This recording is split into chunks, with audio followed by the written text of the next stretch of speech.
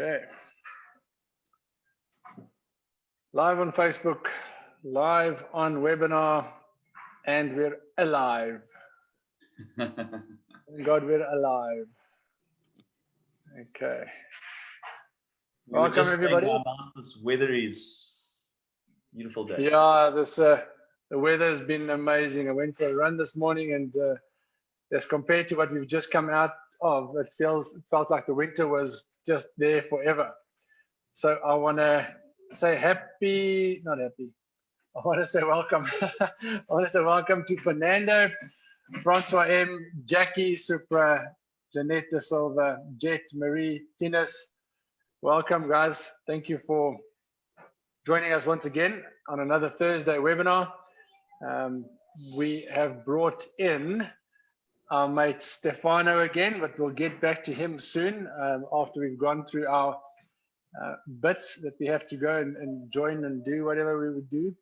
I think we are trying to bring in another aspect of the webinar soon. We'll maybe touch on it a little bit later on again. I think we did touch on it last week, Trevor, about just giving you guys some updates of where we are with the program. We will also give people this updated news on our monthly newsletter. What it does, it just helps you to see where the program is, understand if you are at a certain stage, what is next for you, and if we are still able to do what we do and stuff like that. But then after my welcome now, I would then ask Trevor to just do the information or the info session for us. Yes, everybody, it's so good to be in the space again. Cannot believe that it's the 10th of September. We are running very fast to the end of this year. So you are with Trevor and Lenny, and we are the Induka group. And what we do is we help people that would like to get to America. And if that is your dream, then you need to get hold of either Lenny or myself or one of the team members of the Induka group, and we will assist you and show you how we can get you there. We do it on an employment-based visa, which is equal to a green card, as many of you would know it. And it's an exciting space. It's exciting what we do, and we help families to immigrate, but not just immigrate, but immigrate successfully. We have a number of different options. So please, if you'd like to find out a little bit more about how you and your family could get to America and live your dream, then kindly get hold of either Lenny, myself, or someone in the team. What we can just quickly say is, as Lenny mentioned, we'd like to use the space to also just bring some people up to date in terms of where and what is happening in the immigration process. USCIS is currently from the 7th of August now doing expedited cases again, although when they say it's expedited cases, there's still the problem where you haven't got everybody in the office because of COVID. So sometimes people are working from home, etc., etc., etc. So there are still a couple of delays, but we are starting to see positive feedback, and things are happening like it should be. What we're very excited about is there's a massive upload in terms of Department of Labor cases, where we now have got case numbers. So we know that Department of Labor is actively working on a number of our applicants that have recently joined and have been in the process, and you would have then received those emails. So we are excited because we can see a lot of movement again, and it's exciting times as we in this spring season. So Len, do you want to maybe just touch on the green room, and then we can get right in with our good friend Stephano? Yeah, absolutely. Guys, once again, for those that hear this every time, I apologize, but just to remind you what we've done and why we've done this. So as we've entered COVID, we were looking for an avenue to inform people about immigration. And so we started off with a few of our friends and close local partnerships that we've got, immigration with pets, immigrating with psychology of immigration. Last week we touched on quite an interesting topic as well. And what we found is that, you know what, there are so many different avenues that people don't think about, or when it's too late, that people think about on immigration. So this is what the green room is. It's a safe space where you can come and get information with experts in their field and see how they can help you. So immigration feels like it's this family of people that are going to various ends of the world, but they've got this need together that that can be filled by just having a relationship with people. And this is pretty much what the Green Room is. Just it's created a relationship avenue for people to come and address and seek help for immigrating. So I have really learned so much out of these green rooms, and people all the time. People ask us, how do I find links and how do I do all these things? So we do have a few of these links available on YouTube. If you go onto the green room on Induku's site, and also we've got all these things recorded on Facebook as well. And if you can't find them there, please drop us a mail, and we will gladly send you the link for any one of these 30 or close to 40 webinars we've done already. All right, so as they say, without any further ado, we have had Stephano Piller from Blue Logistics on before, and where we were talking about immigrating with firearms, and that was a great chat with Stephano. We had some good laughs, but we also had some struggles with technology, as we sometimes do. But today we have got Stephano up again, and just to talk about, so obviously they do logistics on all sorts of exports and imports, and helping people take their goods to America. And today we are going to be talking on the 5 points that people, the mistakes that people make by when they immigrate and move their stuff. And we'll also just touch on a couple of high points again for those that missed some of the key points of immigrating with firearms as well. So Stephano, just once again, just give us a bit of a highlight of an overview of you, a bit about yourself and what your company does for us. Lenny, Trevor, great to be back with the Induku group here on this nice Thursday, sun shining. So just to start off again, my name is Stephano Piller. I'm the operations manager for Blue Air, Sea and Land Logistics International. We are a freight forward and clearing agent, specializing in arms, ammunition, explosives, and general cargoes, of course. So we're here to discuss the moving of guns and ammo and general cargo household effects over to the USA. If I remember correctly, Texas is your focus area. So let's start off with, let's just start in general. Starting off with just loading your house into a container. The first start there is making sure that you package correctly. Don't skimp on your packaging. It's very important. A vessel will rock 2 meters to 3 meters left and right on the sea. So if you put your favorite granny's china in a loose box, it is going to come out like cornflakes on the other side. You have got to do solid packaging. Not to say that you have to use a professional company, you can do it yourself, but do it with good, tight quality. Use cardboard boxes, make sure the cardboard boxes are all tight against each other. So that's the most important. The second most important thing is do not pack hazardous or guns or anything into your packaging. That is very important. So don't bring hairspray and spray and cook and, you know, those silly items. You also want to bring less. America has first world, so what we've got here, they've got there. Choose what you're going to bring across to the States very carefully, because what you bring here, you've got to discharge there and unpack there. So you must be very economical. Save money where you can, as opposed to bringing a 40-foot, bring a 20-foot. If you can avoid a 20-foot, bring an LCL, lesser container load.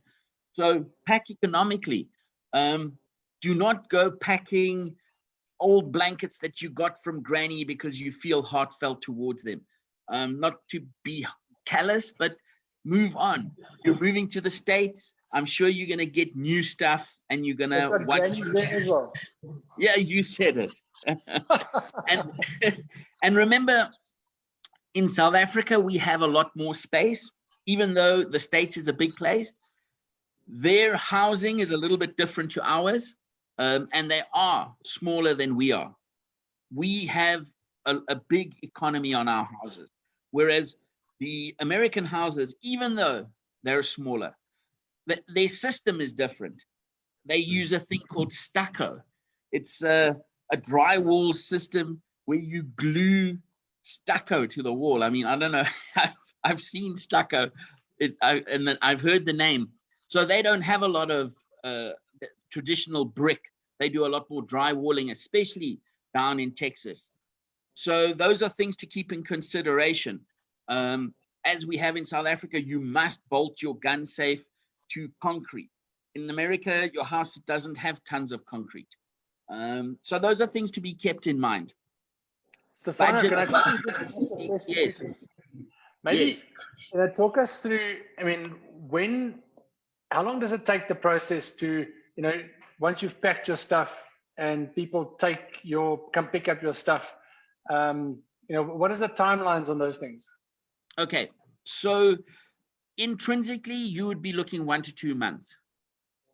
Okay. Let's say you've now packed all your boxes, they're all in the garage, a 20-foot container reverses, they load it in, they close the doors, they seal it. It's about 3 days down to the port of Durban or Cape Town. It gets loaded on a vessel within 3 days. It's about 18 to 22 to 25 days sailing, depending on which shipping line you use.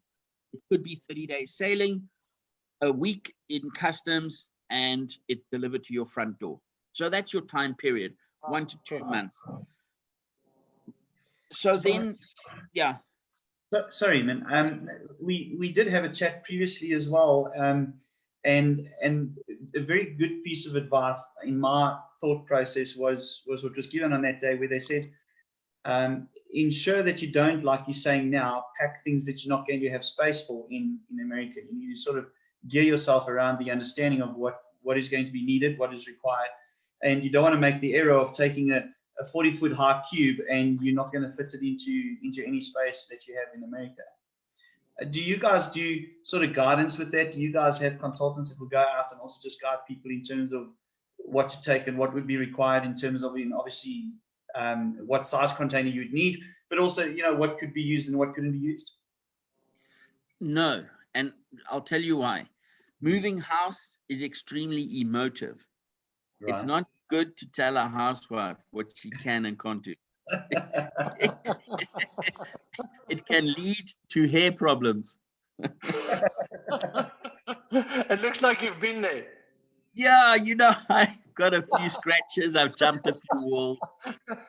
No, it's very difficult. You cannot tell a housewife who's packing it while her husband's staring at her that, ma'am, do you really need to bring the broken Sultan with you? There's in America, it's the way it is, It's so, for instance, I had a mate of mine just off the bat in the Far East.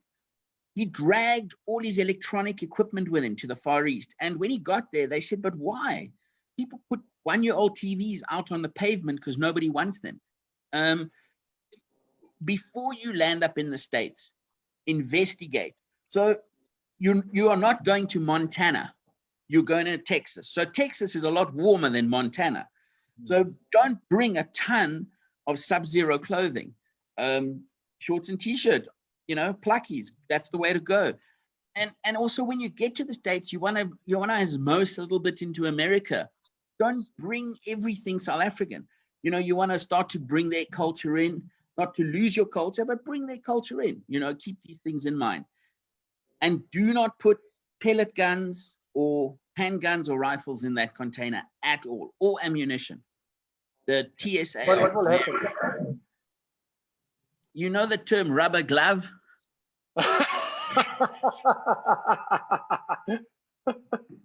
So we brought a firearm in from the States, a very specialized revolver that's over the top. And because it was such an expensive revolver, they sent the brass cases with it that had been previously fired. And the sniffer dogs picked it up as explosives. It was like 3 months of international incident of trying to smuggle explosives inside a revolver. Oh, In other dear. words, so they're very tense. They're a very relaxed country, but when they think something is going some way, then they become very tense and it gets over the top. They're like all border police. They're intense, simple as that. So always err on the side of caution as opposed to not to. Then that way you don't have issues. For instance, one of the great things when you get to the States, the first things you should do is apply for a telephone. As soon as you apply for a telephone, you have a fixed address. And once you get a fixed address, it speeds up all your processes, including applying for firearm licenses in America. Because the American belief system is, if we can find you, we like you. Yeah. If you can find you, we'll give you a gun. That's correct, especially in Texas. Yeah. One of my mates recently moved out of the States, and one of his biggest challenges being a South African was driver's license. You don't tell a South African, but you're not going anywhere. Even Corona rubbed it up the wrong way. It didn't work. I mean, we know, I'm sure Lenny was running on the sand and the cops were chasing without a mask. We know this about you guys. So it was a very big challenge for him when he hit the States, was the driver's license. So as soon as you get into the States, the first thing you want to do is become known to the authorities. That really makes them happy. And bizarrely, applying for a telephone license line gives you a fixed point address. And from there, they'll move on. As soon as possible, you want to get your social security number so they know who you are. And then from there, you'll be able to get firearm licenses. Sure. Yeah. And you want them to know you for the right reasons, not the wrong reasons. Correct. Absolutely. Listen, we're talking about a couple of things like not to put in the container. As South Africans, the common question which always comes up is, can I take my wine collection? Yes, you can. Yes, you can. Absolutely. You must declare it on the form, but you can put it in the container. Absolutely. There's no problem with wine. And what about 30 days in the blaring sun on the container? That is an entirely different conversation, but containers reach massive breeze in the sun. Unless it's under deck by whatever luck, but they are in the sun, your wine collection is going to take a beating.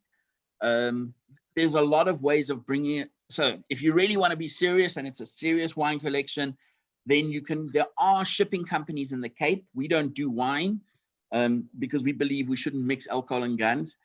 No, there are professional companies in the Cape who move a lot of wine around the world, and they can move small batches for you anywhere in the world. It's good to contact them. In fact, I'll try and see if a couple of mates of mine can give you some ideas, and maybe they could also sit on your show and chat to the general public about moving their collections across. But you can move anything across any border. You must just declare it. That's really the bottom line. So when you do a manifest, which will be a list of everything in your container, you can add on that wine.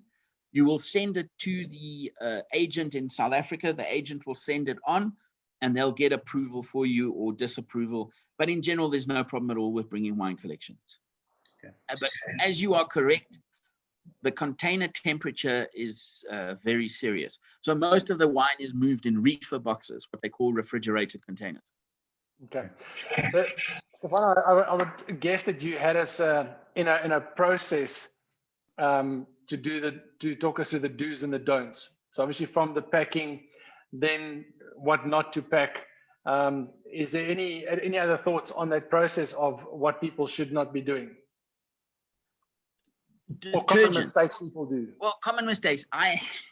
We flew for a client 10 paintings overseas, and the first painting, the lady, because she was proactive, knew that they would get to glass, and she put Handy Andy and window lean in the front picture, and from the air pressure it burst all over the picture. So keep that in mind. Detergents, things like that, don't put them in your container. you can pick them up in the States. Don't package any chemical at all. Make sure that when you pack, you leave enough clothing that when you get to the States, you can wait a few days, that you don't arrive in the States with nothing and then you have to completely buy. It's not a bad thing, but it's not a good thing either. And I mean, you guys are experts on that. The airlines are very accommodating for people who are going overseas on a once-off ticket or a last ticket, whatever they call it. So then they give them a lot of baggage allowance. But also in the airlines, if you look on the internet, you get those excess baggage companies. So if you need to, let's say, husband wants his golf clubs with him, he's not going to put them in any container and let Steph look after them. You can use excess baggage companies for surfboards and for golf clubs and things like that. You know, bow bags, but not for rifles. They don't accept weaponry. Okay. Just going to come back to the packing thing. I mean, what is the pros and the cons if you pack your stuff self or if you get someone else to pack it? Obviously, the people that do this for a living, they can pack these things and they can also guide you as well. You should not be packing this. Yes, you should be packing this. Is it worthwhile spending the extra money? What is your opinion? Well, the answer is, if I may, it's yes. Or the more money you spend in general, the better your life is that way. So if we're talking to somebody who's got they've got it all, they don't really care. Yes, your life will be much easier. It isn't guaranteed to be better, but you won't be working through all the problems they will. They also have packed 100 times. So intrinsically, they know what to do and where to do it and how to pack it. They'll also immediately pick up on wrongs and rights. But you can, with a little bit of common sense and time, you can actually do it yourself just as well, really. So if you're on a budget and you want to spend your money wisely, spend it on things. So in my opinion, if I had to spend my money first, it would be for the soft stuff, visas, you know, paperwork, because paperwork, if it gets into a mess, it's just terrible. Whereas hard goods, if you break all your wine glasses, you'll replace them. It's not the end of the world. So if you want to skimp on one and spend on another, skimp on the packaging and the shipping, but spend on your paperwork. That's the most important, because as soon as you've got working paperwork, you can get a job quickly. You can move on. You got $100,000. You're buying the big mansion. Who gives a shit about that container on the sea? So that's where, if you want me to weight it, I would weight it in paperwork and then secondary on the shipping. So that's really the clever way of doing it. So to answer your question, I think the pros and cons, it's very small, the difference, but you will save money if you do it yourself. And it won't necessarily be any different, because the container is packed with your packages also by professionals. You won't be allowed to pack your own container. And then it'll be used by professionals. Sure. And in terms of disclosures, and I mean, in terms of when we're talking now about the customs clearances, is it not better, you know, that you guys, for example, sign off that you've packed everything and it was fully, you know, vetted, than having Trevor who packed his container, or not his container, but his boxes? I mean, does it have an impact when you, I mean, that's what I've heard, specifically Australia, but I mean, does it have an impact on something like that? Well, let me explain that to you. I know where you're going. They're going to trust me before you. Negatory. So the first thing we write on a container is shipper's load, stow, and count, slack. In other words, hey, Trevor said it was a broom, officer. It's a broom. You know, when he pulls out this RPG, I go, who's Trevor? You know? No, we take no responsibility for anything. We're freight forwarders. We use the word allegedly a lot. So what happens in the case of America, you have a thing called a known and an unknown shipper. Right. You are immediately classed an unknown shipper. So it doesn't matter. You're unknown. End of story. So, but they'll scan the container anyway. As it comes in and goes out, it's heavily scanned. It's weighed. It's double checked. You know, the South Africans have a tendency to, ach maar, wat die wat. Be careful. The Americans, the world doesn't take it as a joke, especially now. So in the last 2 years, there's been a massive increase in chemical containers bursting into flames on ships. Yeah, believe it or not. And because what a lot of companies have cut corners, they don't tell the truth. Certain chemicals can't take radical changes in temperature. And this has brought on where there's a very big control mechanism on containers themselves by the shipping line, never mind governments. So it's a massive tightening of the screws, and nobody takes it as a joke. So you've got to be very serious. You know, don't pack what you shouldn't pack. And then also, don't pack brooms. And then also, and it'll be an insurance impact as well. Like those type of things are packed, and you know, it's not supposed to be in there. Lenny was just reading my mind. In fact, he could do my job. What will happen is you will have a packing list that you will give to the shipping company that does your customs clearance. That will have a value added to it. So it doesn't matter what that value is. But if you've got grandfather clock that is worth R1 million and you put down there 100,000 Rand and it's customs cleared for $10,000 and they drop the container and it shatters, the value of that piece is $10,000. So on your insurance, the insurance go, hey, but it's no problem. We'll pay you out 100,000 Rand. Yeah. Equally so, when customs does stuff, if you've got a Ferrari in the container, and these are not outlandish stories, these are true stories, they're going to be upset because they're going to say, but you're saying the value of this here Ferrari is $10,000. And they go, but on the internet, I can buy it for 45. You know, understand? So tread carefully, but obviously don't be silly. You don't have to go and tell them that your oak table is a 50,000 Rand. It can be a 10,000 Rand oak table, and it varies. I mean, it depends what you paid for it, what you consider the value. So on the customs clearance and the insurance are very closely coupled. However, you must, when you are going overseas, is make sure your clearing agent on the other side clears this cargo as personal effects. You should not pay import duties on this cargo because it belongs to you. Yeah. Motor vehicles are handled differently. For instance, into South Africa, you have had to have owned that motor vehicle for 1 year somewhere else. You cannot bring it in after a week and say, so here is my Ferrari that I've had for a while. they won't accept that.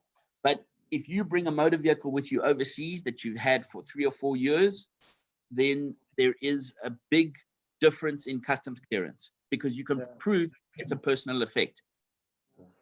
So is motorcycles the same in that? Yes, correct. Motorcycles, motor vehicles. So in general, I don't think a lot of your clients will bring a motor vehicle across. But for instance, if they've got a really stunning vehicle, they've had a Bugatti or whatever, you name it.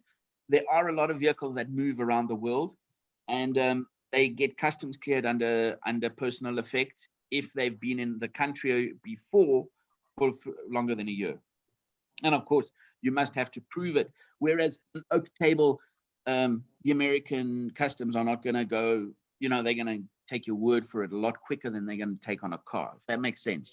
They also weight what it is. Nobody cares about blankets and all those kind of things and couches and those things. Yeah. And for instance, don't bring couches to America. Don't do that.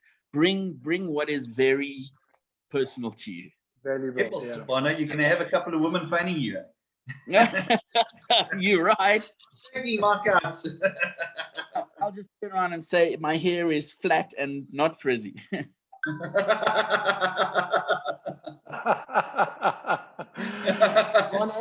So just to answer some questions here. So we get a question from Jet. He goes, shipping can be a costly exercise, and a lot of people will be considering options to keep or sell, usually losing a lot of money or value in the process. What would the option be for 2 or 3 families to send their stuff together? Very good. That's a good move. That would be a consolidated container. So what you would intrinsically do is you'd approach any shipping company, freight forwarder. Most of the freight forwarders will turn you away because they are very sensitive about personal effects. However, if you explain to them, they can send it to a central warehouse. You'll pack the container yourself and close it. They'll be much more open to it. 3 or 4 families can stuff one container. In shipping terms, we don't put stuff in a container, we stuff it. It's a shipping term. Stuff it is a shipping term. So is the word shit, by the way. It means ship high in transit. That's how they used to move back guano. But anyway, so if the families get together, they stuff a container as 3 or 4 of them. They will present each one its own packing list. They cut 1 bill of lading. It's a good saving. And if you go straight to a shipping company or to a freight forwarder, they'll give you a bit of a better price than one of the big movers. But that's plausible. It's very plausible to do. You just need to find a freight forwarder that will have the appetite for that. 50% of the freight forwarders stay far away from personal effects. That's in the industry, it's termed personal effects. So, Stephano, one of the other questions here, is it better packed in a plastic container with a lid or a box? I mean, or is there a set rule that everything is in boxes? No, it's up to you. It's about stackability. So let's go back to the 3 families. If they're going to really pack, you got to pack clever, because now you're going to take that full 20 foot.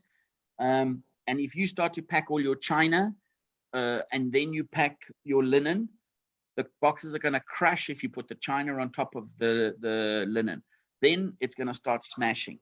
So you get those big those black boxes with the gray lids. We often ship even trophies, everything in those boxes. They work very well. They've got a good tensile strength. So that's a nice way of doing it. A cardboard box will work, but you've got to keep your head square. Remember, heavy at the bottom, light at the top. And then you've only got a certain height you can pack to. Every time you pack to a certain height, remember that if you don't have what we call dunnage, you don't have something holding it up, it's going to fly across. So if you've packed 7 layers high and you've got a 1 meter space, that 1 meter space will be filled by the end of the trip. Yeah. So you mustn't have space. So should you have space of 1 or 5 meters, you have to put a wooden cross inside the container, locking those boxes in place 7 high. Okay. Well, I've just worked it out. That's why people pack brooms, is because they have to sweep up the mess afterwards. Well done. Well done. So in line with my mate Trevor here, so people that have got caravans and Fender trailers and stuff like that. I mean, what is I don't know. Some people do these things. I don't know. Maybe can people take those things across? Well, bringing a caravan Say no. Well, a caravan is bringing ice to the Eskimos, sand to the Middle East. They've got like arse-kick caravans in the States. What they don't have, strangely enough, are our bundu trailers. I actually had a mate, we worked with a freight forwarder in the States, who would buy 10 of them every couple of, every 3 or 4, 6 months and resell them in the States. Those bundu trailers don't exist. They do have trailers, not to our extent. We have a fantastic range, and you can pack them very easily in a container by removing the wheels. Yes. So they can travel. Okay. I see there was a question here. Do aeroplanes work the same as a motor vehicle? Yes, they do. However, there is very big licensing issues and how you break it down and how it moves across. It can move the same way as a motor vehicle, just more intense, more paperwork, especially going to the States. Okay. One more question from Francois here. It says, what is the best way to pack a LCL shipment?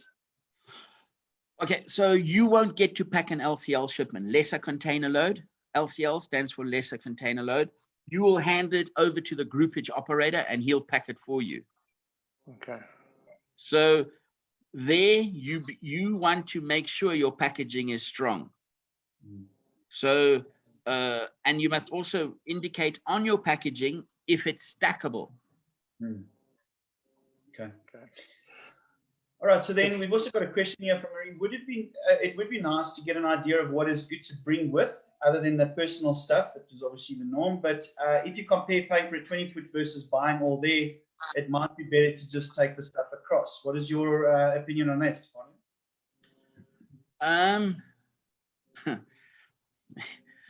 Luckily, my wife isn't listening. But it depends on do you want to wear Gucci or are you going to wear Wolverine boots, you know?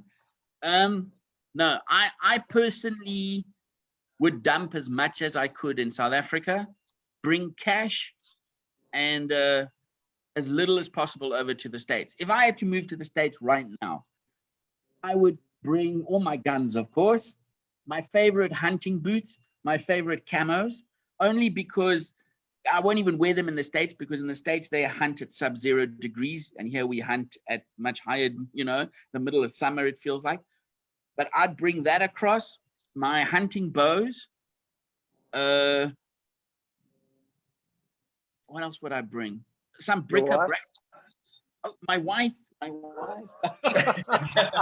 wife, of course, my wife, and the children. I was getting there, Lenny. So I would definitely, I would bring cash. Once you get to the States, hey guys, so whenever I go to the States for a weapons conference or whatever, I go and I attack Cabela's. And they've got these sales sections where you can buy $5 and $10. And I just go mad in those sections. So you can, I would bring as much money as I could to the States and buy what you want there, because you want to become an American. You know, you don't necessarily want to walk around in a two-tone shirt, although the Americans love those two-tone shirts. They'll buy it from you at 5 times the price. So yeah, leave as much as you can behind and buy what you can over there. Yeah, no, it sounds good. It sounds good. Should we have touched on the guns things again? I mean, Stephano, if you can maybe give us a 2-minute thing on just on what we spoke about last time about the guns, what to. Well, there's been a lot of developments in the weapons world in South Africa. The South African police have one or two court cases by accident, and their aggression level has increased massively. So our firearms under a lot more pressure. So exporting guns to the States is becoming more difficult and time consuming, from the perspective that permits are taking longer to come out. So the USA is tightening up and we're tightening up. So just the difference from then till now, permitting time is going to take a lot longer. So you want to think about it. Let's say, I'm not sure your time frames, but let's say it's January 2019 and you know you're going to be in the States by March. You want to already start in January, coming to us, talking to us, telling us which firearms are going to go to the States, etc. And we can start to export them for you. For instance, a lot of guys don't want to be left without his carry gun. He might miss out hunting season because the guns are now in the system and they're going to be exported. But what he can do with his carry gun is leave it and then on the last day sell it to a mate and fly and leave that gun behind, but all the others are ready to go. So time is everything. Even from that perspective, I mean, there's a lot of people pushing to move 303 hunting rifles over to the States. Now, obviously I don't want to start a war with the hunting rifle people and the 303 lovers. It would make flat hair look like nothing. But, you know, a 303's value is 500 Rand, even at a collector level. And a lot of people from an emotive point of view pay us 15,000 Rand to get it over there. Oh, yeah. It's their choice, and I don't knock them, but intrinsically sell it. If you've got a Ruger, if you've got an American rifle, a Saku, a Tikka, in 270, sell it. Don't take it to the States. In the States, everybody, you kick a tree, it falls out. You know, it's that simple. So the crazy part about the States is when you get there, you can't buy a new rifle because you have to go through the process. But you can buy a second-hand rifle from an American much quicker. So you can, I mean, I don't have to now paint that entire picture, but you can understand how it'll work. And in fact, there's a lot of complaints about the 10-day waiting period. I think Texas has now scrapped the 10-day waiting period because they think it's totally unacceptable. Why must someone wait? You know? So Hey, buy a broom and a gun at the same time. Exactly. There we go. And you only have to answer for the broom. Yeah. What are you going to do with the broom, young man? So asking that question. So, son, where are you going with that there broom? Oh gosh, Stephano, has been fun. It's been a hoot. It's been very informative, and I think you've helped us all tremendously of our do's and don'ts. And I think people would be unwise not to get hold of you to chat further and see what you can help them with regarding trailers, regarding bikes, regarding guns, regarding packing, everything else. So I would also suggest to people get hold of you as soon as possible if they know they're going to immigrate. I think, I mean, I'm in that boat. I need to give you a call and also set up a meeting so we could also go through our things. And yeah, thank you for your time. No, thank you very much. It's always great to be with you guys. Lenny and Trevor, it's always good to have a good laugh with the Nduku crowd. But we hope not to lose you too soon, Lenny. Hey? No. So we listen. We could be in America all now at the moment, So if Zoom has made the world a lot smaller. That's it. Well, that's one of the advantages. All my mates who are in the States, they fly over quite regularly to South Africa to do their own hunting, because our hunting is very different to American hunting, and they get in there 3 or 4 hunts a year as if it was normal. Yeah. That's the great thing about the States. Yeah, absolutely. This was really, really great. We always enjoy your company and your advice and just your whole approach on everything. So thank you for your time again today. And we will certainly send out all the stuff on our different levels so we can make sure that people can get hold of you and get some good advice on the way forward, get the ball rolling. Thank you. Thank you very much. Thanks, guys. Cheers, everybody. Ciao. Bye. Bye.